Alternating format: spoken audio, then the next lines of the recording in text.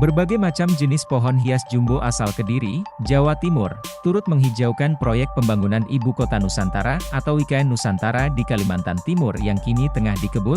Pohon-pohon itu terdiri dari jenis tanaman berbatang keras seperti pule, bungur, mahoni, dan angsana. Dari segi ukurannya, khusus untuk pohon yang mempunyai lingkar batang antara 30 cm hingga 2 meter, dilansir dari kompas.com, salah satu petani penyuplai pohon ke proyek IKN itu adalah Abdullah Munib.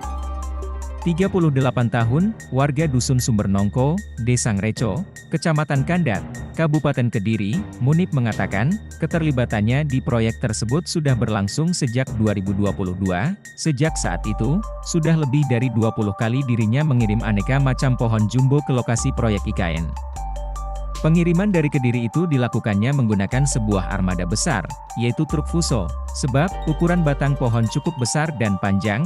Nilai uang setiap pengiriman bisa mencapai kisaran 100 juta rupiah hingga 200 juta rupiah, tergantung jumlah dan jenis pohon yang diangkut.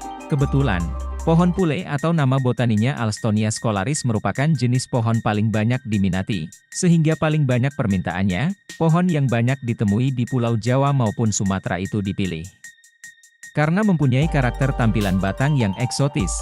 Selain itu, daunnya rindang dan cenderung mudah perawatannya. Pemuda yang sudah berkeluarga dan dikaruniai 2 anak itu mengatakan, tidak ada syarat khusus pada masing-masing pohon yang dikirimkan ke proyek IKN itu. Syarat umumnya hanyalah memastikan pohon-pohon itu dalam kondisi sehat dan siap tanam kembali di tempat yang baru. Namun, untuk memenuhi syarat umum tersebut bukan perkara mudah. Sebab itu membutuhkan proses yang panjang dan memakan waktu maupun biaya. Munib menjelaskan, tahapannya dimulai dari pemilihan pohon. Pohon yang terpilih akan dikeperas pada bagian daun maupun rantingnya, lalu digali untuk bisa dicabut dari tempat tumbuhnya.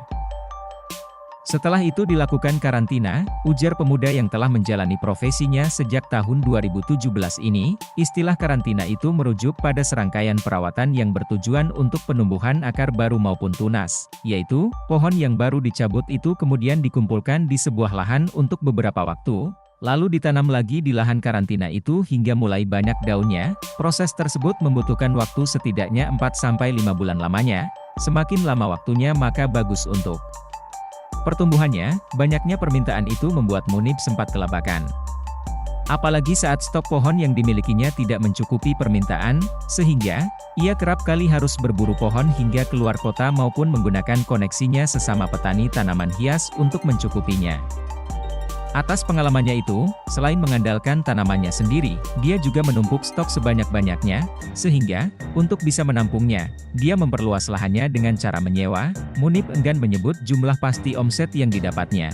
Namun, yang jelas usahanya tersebut membutuhkan modal yang besar sehingga sirkulasi uangnya juga besar.